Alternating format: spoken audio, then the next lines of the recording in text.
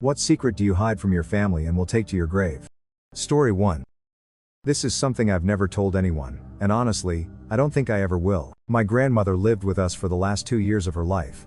She had dementia and it was getting pretty bad, but she still had these moments of clarity where she'd be completely herself again. During one of those clear moments, she asked me to help her with something that I still think about every single day. She told me she had been saving up her pain medication instead of taking it as prescribed. She explained that she didn't want to keep living as a shell of herself, watching us all suffer as we watched her disappear bit by bit. She said she'd rather go peacefully while she still had some dignity left. I was only 22 at the time and had no idea how to handle this. Part of me wanted to tell my parents immediately, but another part of me understood exactly what she meant. I'd watched her go from this vibrant, sharp woman who taught me how to cook and told the best stories, to someone who sometimes didn't recognize her own children. She asked me to not take away her pills when I found them hidden in her room, and to not call for help too quickly when the time came. She said she trusted me to understand because I was the one who listened to her stories and still saw her as a person, not just a patient. I promised her I wouldn't say anything, and I kept that promise. About 6 months later, she passed away peacefully in her sleep. The official cause was complications from her condition, which was technically true. But I know she had made her choice, and I had respected it. My parents still talk about how grateful they are that she went peacefully without pain. They say it was a blessing that she didn't suffer at the end. I just nod and agree, but inside I'm carrying this weight of knowing that she orchestrated her own peaceful ending. I go back and forth on whether I did the right thing. Some days I think I should have told someone, that maybe we could have gotten her more help or support. But then I remember the relief in her eyes when I promised to respect her wishes, and how scared she was of losing herself completely. I think about her every time I hear people talk about end-of-life decisions and dignity. She taught me that sometimes the most loving thing you can do is let someone make their own choices, even when it's the hardest thing in the world to do. Story 2. I was the one who accidentally caused my cousin's accident when we were teenagers, and everyone thinks it was just bad luck. We were goofing around at our grandparents' lake house, and I dared him to jump off this really high dock. I knew he wasn't a strong swimmer, but I was showing off in front of some friends and didn't think it through. He jumped and hit his head on something underwater, maybe a rock or old pier post. By the time we pulled him out, he wasn't breathing right. The paramedics said if we'd been even 5 minutes later getting him to the hospital, he might not have made it. He ended up with a serious brain injury that affected his speech and coordination. He's doing okay now, lives independently and has a job, but he's never been quite the same. Everyone talks about it like it was just a freak accident, how tragic it was that such a random thing happened to such a good kid. My aunt and uncle never blamed anyone, they were just grateful he survived. But I've carried this guilt for 15 years now.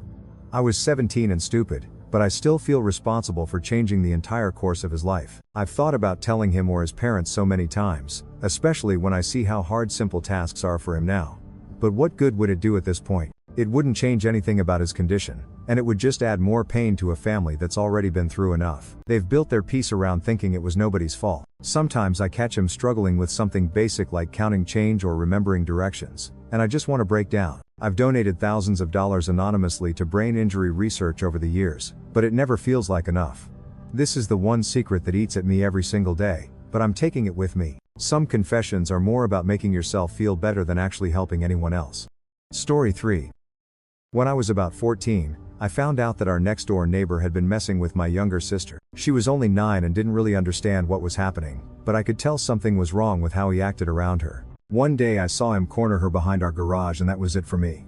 I completely lost it and beat the living hell out of this guy. I'm talking about a proper beating. He could barely walk by the time I was done with it. His family moved away like 2 weeks later. My sister never found out what I did.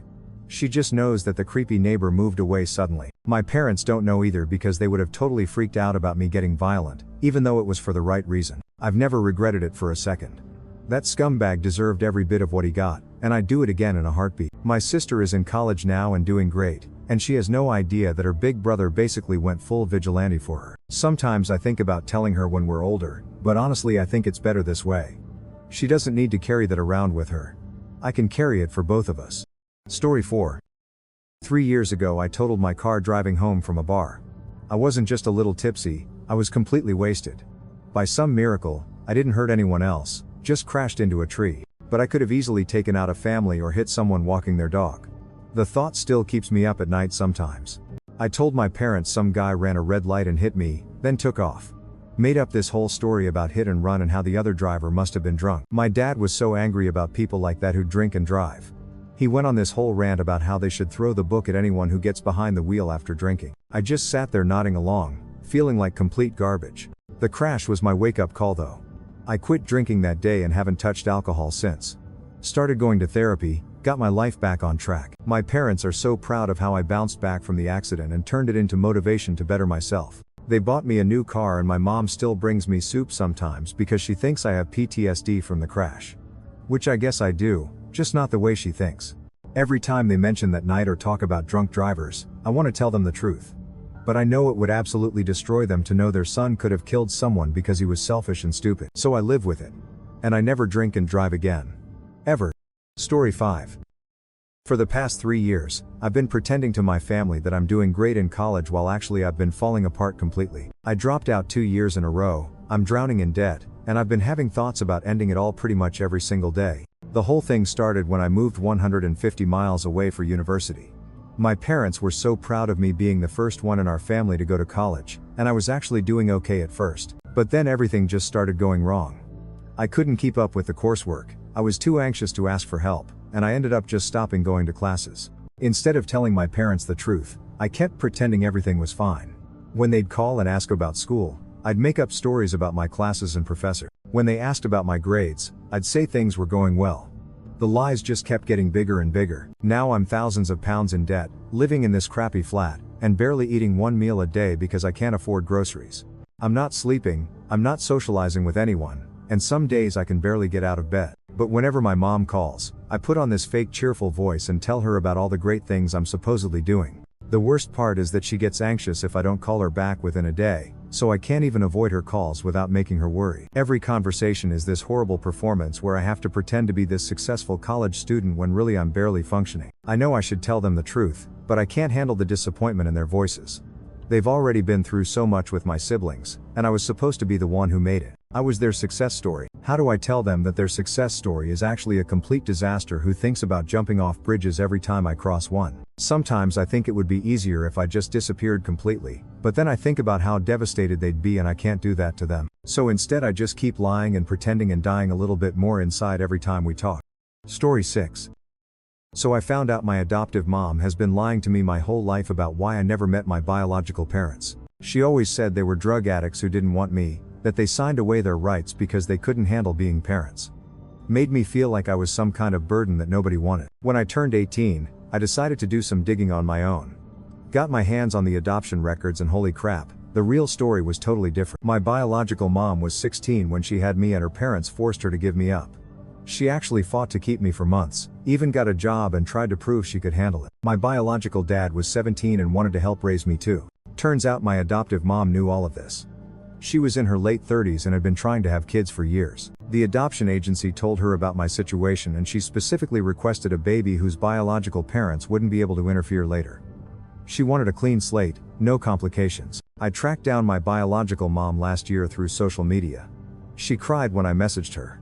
She's married now with 2 other kids and never stopped thinking about me. She kept every photo the adoption agency sent for the first few years until they stopped sending. My adoptive mom thinks I'm going through a rebellious phase and keeps asking why I'm being distant lately. I can't bring myself to tell her I know the truth because honestly, I don't know how I'd handle her reaction. She raised me and I love her, but this lie has changed everything I thought I knew about my story. The hardest part is pretending everything's normal at family dinners when all I want to do is ask her why she felt she had to make up that story about my biological parents being awful people. Like, couldn't she have just said it was complicated? Now I'm stuck keeping this huge secret because I'm scared of what happens when everything comes out. Story 7. This is pretty messed up, but when I was around 7 years old, I went through this weird phase where I would pee in random places around the house and blame it on our pets. It started with our cat, Whiskers, when I wet my brother's bed during a sleepover because I was too scared to walk to the bathroom in the dark. But it didn't stop there. Over the next few months, I peed behind the couch and said the dog did it. I peed in the basement corner and blamed the cat again. I even peed in a houseplant and told my mom that maybe Whiskers was sick because cats sometimes do weird stuff when they're not feeling well. Looking back, I have no idea what was wrong with me or why I kept doing it. The worst part is that my parents actually took our cat to the vet multiple times because they were so worried about his behavioral issues. They spent hundreds of dollars on tests and special food, thinking poor Whiskers had some kind of medical problem. They even considered finding him a new home if his inappropriate urination didn't stop. I finally stopped when I overheard my parents having this serious conversation about putting Whiskers up for adoption. That's when it hit me how badly I had screwed up. The guilt was eating me alive, But by then I was in too deep to confess without getting in massive trouble and looking like a complete psychopath. Whiskers lived with us until he passed away naturally when I was in college. He was the sweetest, most well-behaved cat, and I basically gave him this reputation as the family troublemaker for no reason. Sometimes my mom still tells people about how we had this problem cat that kept peeing everywhere when I was little, and she'll say stuff like, "We never did figure out what was wrong with him, but he eventually grew out of it." Every time she tells that story, I die a little inside. I've thought about confessing so many times over the years, but what's the point now? It would just make my parents feel awful for all the vet bills and stress, and Whiskers is gone anyway. Some secrets are better off staying buried, I guess, but this one definitely haunts me more than it should. Story 8. I accidentally found out that my older brother spent 2 years in jail when he was in his early 20s. I was using his laptop to print something for school and his email was still logged in. There were these messages between him and my parents from about 8 years ago talking about when you get out and the lawyer said and stuff like that. Turns out he got mixed up with some bad people and was involved in a burglary that went wrong. Nobody got hurt, but he still had to do time. My parents told everyone he was traveling and finding himself during those 2 years. They even had fake postcards and photos to back up the story. The crazy part is how much he's changed since then. He's married now, has a good job, coaches Little League. He's honestly one of the most responsible people I know. When I see him with his kids, being this amazing father, I realize why my parents helped him rebuild his life with a clean slate. I've never said anything about it, not even to my wife. My brother deserves to have his past stay in the past, especially since he's worked so hard to become a better person. Sometimes people mess up badly, but they can still turn things around. Story 9. I've been secretly supporting my younger brother for 2 years, and my parents think he's finally got his life together on his own. Truth is, he got mixed up with some really bad people and owed them a scary amount of money. Like, the kind where people show up at your door with baseball bats. He came to me crying, saying he was terrified and didn't know what to do. I couldn't let anything happen to him, so I cleaned out most of my savings and helped him pay it off. But the damage was done, he'd lost his job, his credit was trashed, and he was basically starting over from nothing. So now I quietly slip him money every month. I pay his rent directly to his landlord so my parents don't know. I cover his groceries through one of those delivery apps. When he needs new clothes or his car breaks down, I handle it. He's got a minimum wage job now, which looks good to my parents, but there's no way he could survive on that alone in this city. The hardest part is listening to my parents talk about how proud they are that he turned his life around and became so independent. They keep using him as an example to lecture my other siblings about responsibility. Meanwhile, I'm over here basically funding his entire existence and can't say anything because it would destroy the family. He feels terrible about it, I can tell. Sometimes he talks about getting a better job so he can pay me back, but honestly, I just want him safe and healthy. The money doesn't matter to me as much as knowing he's okay. But man, family dinners are weird when everyone's praising him for something that's only possible because of money they don't know I'm providing. I've thought about telling my parents, but they'd either insist on taking over the financial support themselves, or they'd be so disappointed in both of us that it would rip the family apart. So I guess I'm stuck being the secret benefactor until he genuinely gets back on his feet. Story 10. I never actually graduated from college, but my entire family thinks I have a bachelor's degree. I've been lying about it for 8 years and I'm in way too deep to come clean now. What happened was, I was 3 credits short of graduating because I totally bombed this required statistics class my senior year. I was supposed to retake it over the summer, but I got offered this amazing job opportunity that required me to start immediately. I figured I'd finish the degree later, but life kept getting in the way. The problem is, I already had the graduation ceremony date set, my whole family bought plane tickets, made hotel reservations, the whole thing. My parents were so proud, first person in our family to graduate college. My little sister kept telling everyone her big brother was getting his degree. So when graduation day came, I just went through with the ceremony. I walked across the stage, got my empty diploma folder, took photos with my family, the whole charade. They were all crying happy tears and talking about how proud they were. I felt sick the entire time, but I couldn't crush them in that moment. I kept telling myself I'd go back and finish that one class within a few months, then I could make it official and nobody would ever know. But months turned into years, and the lie kept getting bigger. Now I've been working in my field for almost a decade, I'm successful at my job, and my family constantly brags about their college-educated son. The worst part is when my younger cousins ask me for college advice. I'm sitting there giving them tips about studying and campus life while secretly knowing I never actually finished myself. Or when my parents introduce me to their friends as our son who graduated from state. Every time, I die a little inside. I've looked into going back to finish that one stupid class, but the requirements have changed so much that I'd basically need to start over. And honestly, at this point in my career, the degree doesn't even matter anymore. But the lie has become this huge family mythology that I can never escape from. Sometimes I wonder what would happen if I just told them the truth. Would they be disappointed? Would they understand? But after 8 years of Christmas cards with proud college grad parents and years of them using my success as motivation for other family members, I'm trapped. This secret is definitely going to the grave with me. Story 11. I know my dad isn't actually my biological father, but he doesn't know that I know. Found out when I was helping my mom clean out old boxes and saw some medical papers that didn't add up with the timeline they always told me. The dates were all wrong for when they supposedly conceived me. My mom caught me looking and just gave me this look, like she knew I figured it out. We never talked about it, but there was this understanding between us. My dad has been nothing but amazing to me my whole life, and honestly, it doesn't change anything. He chose to be my dad every single day, and that means more than DNA ever could. Sometimes I wonder if I should tell him I know, but what's the point? He's happy, I'm happy, and it would just mess everything up for no reason. Some secrets are meant to stay buried. Story 12. When I was 25, I found out my dad wasn't actually my biological father through one of those DNA test kits. I was just curious about ancestry stuff, you know, but the results showed I was only like 25% of the ethnicity I thought I was supposed to be from his side. I did some digging and figured out my mom had an affair around the time I was conceived. The timeline matches perfectly. My parents have been married 30 years and seem happy together. My dad raised me, taught me how to drive, came to every soccer game, walked me down the aisle at my wedding. He is my dad in every way that matters. I threw away the DNA results and deleted my account. My mom has no idea I know, and I'm never telling her. Some secrets are meant to protect the people you love. My real dad is the man who chose to be my father every single day, not whoever contributed some DNA. This one's going to the grave with me because my family deserves their peace. Story 13. When I was 16, I overheard my parents talking about money problems that were way worse than they ever let on. I was supposed to be at work but got sent home sick, and when I came through the back door I heard my mom crying in the kitchen. She was telling my dad that they were 3 months behind on the mortgage and the bank had sent another notice. Apparently my dad had been gambling online for months and lost most of their savings. He'd been hiding it by moving money between credit cards and taking cash advances. They were talking about potentially having to sell the house or declare bankruptcy. My mom was devastated because she'd grown up poor and had worked so hard to give us a stable home. The weird part was how they kept acting totally normal around me and my sister. They still bought us school clothes, still took us out for dinner sometimes, still acted like everything was fine. They must have been stressed out of their minds, but they never let it show. They ended up working it out somehow. Dad got help for the gambling and started working overtime. Mom picked up a second job cleaning offices at night. We never lost the house, and they slowly paid everything back.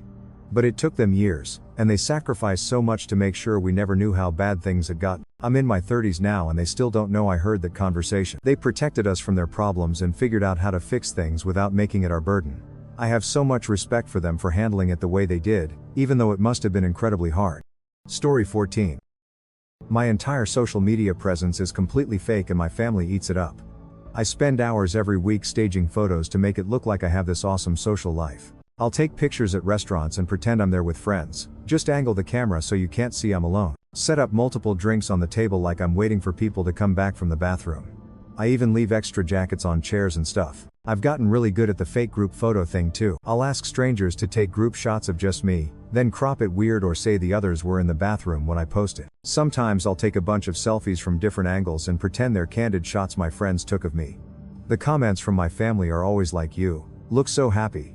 And your friends seem amazing." My mom screenshots my posts and sends them to relatives bragging about how popular and social I am. She'll call me after seeing a post like, "Tell me about your night out. It looks so fun." So then I have to make up these elaborate stories about conversations that never happened with people who don't exist. I've created entire personalities for my fake friend group. There's Ashley, who's dramatic and always has dating problems, Mike, who makes terrible jokes, Jen, who's the responsible one. My family knows their personalities better than some of their real relatives. The truth is I spend most weekends alone in my apartment, playing video games or watching movies. When I do go out, it's by myself to movies or whatever, but I make it look like a group thing online. I've been doing this for so long that I'm genuinely scared of what would happen if they found out. My mom brags to her friends about how well-adjusted and social I turned out. My dad always says he's proud I'm not some antisocial weirdo. If they knew the real me, that I'm exactly the antisocial weirdo he's proud I'm not, it would destroy them. So I keep up the show. Story 15. My family thinks I got married in this beautiful backyard ceremony 3 years ago. What they don't know is that my husband and I actually got married 6 months before that at a courthouse. See, we were both in the military and needed to get married to be stationed together. But my mom had been planning this dream wedding for months. She'd already put deposits down on everything and was so excited. She'd missed my high school graduation and basically every important event in my life because of her social anxiety, and I just couldn't let her miss this too. So we had our real wedding at the courthouse on a random Tuesday. Just us, 2 witnesses, and a justice of the peace. It was about as romantic as paying a parking ticket, but it got us the military benefits we needed. Then 6 months later, we had the fake wedding in my parents' backyard with all our family and friends. The ceremony was beautiful, everyone cried, we had this amazing reception. My mom was so happy and proud, she kept telling everyone how she planned everything herself. She had no idea we were already legally married and that the officiant was just going through the motions. We even had to be careful about our anniversary. We celebrate the real one privately and the fake one with family. It's gotten complicated over the years because we have to remember which date to mention to which people. My husband thinks we should tell them now, but honestly, what's the point? They got their perfect wedding day, we got what we needed for our careers, and everyone's happy. Sometimes a little white lie is worth it to keep the peace. Plus, my mom still talks about how perfect our wedding was. I'm not gonna take that away from her. Story 16. My family thinks I'm this straight-edge, responsible oldest daughter who never gets into trouble. They have no idea that I've been running an underground poker game out of my apartment for the past 3 years. I'm talking serious money, like, I've made more from hosting these games than I do at my day job. It started innocent enough. Just some friends from college wanting to play cards on weekends. But word spread, and now I've got doctors, lawyers, even a few cops who show up regularly. I provide the space, handle the food and drinks, and take a small cut. Nothing too crazy, but enough to pay off my student loans and build up a nice emergency fund. The funny part is, my parents are always worried about my finances and offering to help. Meanwhile, I'm probably doing better than my siblings who they think are so successful. My mom would absolutely lose her mind if she knew her innocent little girl was running what's technically an illegal gambling operation. The whole thing taught me I'm way better at reading people and managing risk than I ever realized. I've got this whole system for screening new players, keeping things safe, and making sure nobody gets in over their head. It's like I discovered this whole other side of myself that my family would never believe exists. But yeah, this one's going to the grave with me. No way I'm telling my religious parents that their daughter is basically a small-time casino operator. Story 17. I've been lying to my family about having to work holidays for over 6 years now, and it's gotten so elaborate that I can't stop. It started innocently enough. I was working retail and actually did have to work some holidays. But then I realized how much more peaceful Christmas morning was when I wasn't dealing with my dad's passive-aggressive comments about my life choices or my stepmother trying to parent me at 28 years old. So when I switched jobs to something with more flexible scheduling, I just kept telling them I had to work. Now I work in an office that's completely closed on holidays, but my family still thinks I'm in retail. I've created this whole fake persona where I'm always getting scheduled for holidays against my will. I complain about it convincingly, they feel sorry for me, and I spend Christmas Day in my pajamas watching movies instead of listening to arguments about politics. The crazy part is it's evolved into other things too. Sorry I can't make cousin Sarah's wedding, I got called in for inventory. Can't do the family reunion this year, corporate is making us do this big sale event. My sister even offered to call my manager once to complain about how much I was working. I know it sounds terrible, but my mental health is so much better. I see them for birthdays and smaller gatherings where it's just my immediate family, and those are actually fun. It's just the big extended family chaos that makes me want to disappear. The guilt is starting to eat at me though, especially since my grandmother keeps talking about how proud she is of my work ethic. Story 18. When I was 15, I threw a party while my parents were out of town visiting my grandparents. Nothing too crazy, just like 20 kids from school hanging out, but someone spilled red wine all over our white living room carpet. We tried everything, salt, club soda, carpet cleaner, but there was still this obvious stain right in the middle of the room. I was totally panicking because my parents were coming home the next day. Then I remembered we had this old armchair in the basement that my mom had been wanting to move upstairs anyway. So I convinced my little sister to help me drag it up and position it perfectly over the stain. When my parents got home, I casually mentioned how I thought the chair would look great in the living room and had moved it up as a surprise. My mom loved it and said it really tied the room together. That chair has been sitting in that exact spot for 6 years now. Every family gathering, every holiday, we all sit around that chair and I just smile knowing what's underneath. My sister thinks it's hilarious and sometimes gives me these knowing looks when mom talks about how much she loves the new furniture arrangement. We've never told anyone, and honestly, it's become this weird little bond between us. The stain is probably still there, just waiting. Story 19. My family thinks my perfect older sister was sneaking out almost every night to hang out with kids from the rough part of town. Not just hanging out, I'm talking about stuff that would have gotten her sent to military school if my parents found out. One night I followed her and saw her drinking, doing things with guys, just completely different from the honor student everyone thought she was. She caught me watching and basically threatened to make my life miserable if I ever told anyone. But honestly, I was more fascinated than scared. She was like this whole different person when she thought nobody was looking. Confident, rebellious, actually kind of cool. At home she was this anxious perfectionist who stressed about every grade and followed every rule. But at night, she was free. I never told on her, and eventually she stopped when she started dating this guy my parents actually approved of. She went off to college, became a doctor, married that same guy. Now she's got the perfect suburban life with kids and everything. Sometimes at family gatherings, I catch her eye and we both know we're thinking about those nights. She's still grateful I kept my mouth shut, and honestly, I'm kind of proud I helped her keep that part of herself private. Everyone needs a secret version of who they are sometimes. Story 20.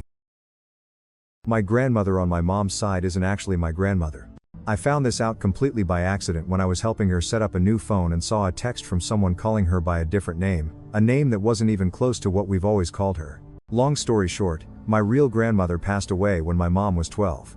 This woman was my grandfather's second wife, but she came into my mom's life when mom was still a teenager and basically raised her. When my grandfather died, she just stayed in the family. We've always called her Grandma Betty, but her real name is Patricia and she has a whole other family across the country that we've never met. The crazy thing is how much she loves us. She's been at every birthday, every graduation, every holiday for my entire life. She sends cards, remembers everyone's favorite foods, spoils the great-grandkids rotten. She chose to be our family even when she didn't have to be anymore. I think my mom knows that I know. She's given me a few weird looks when the subject comes up, but neither of us has said anything. It doesn't matter anyway. Blood doesn't make family, love does, and Grandma Betty has more than earned her place with us.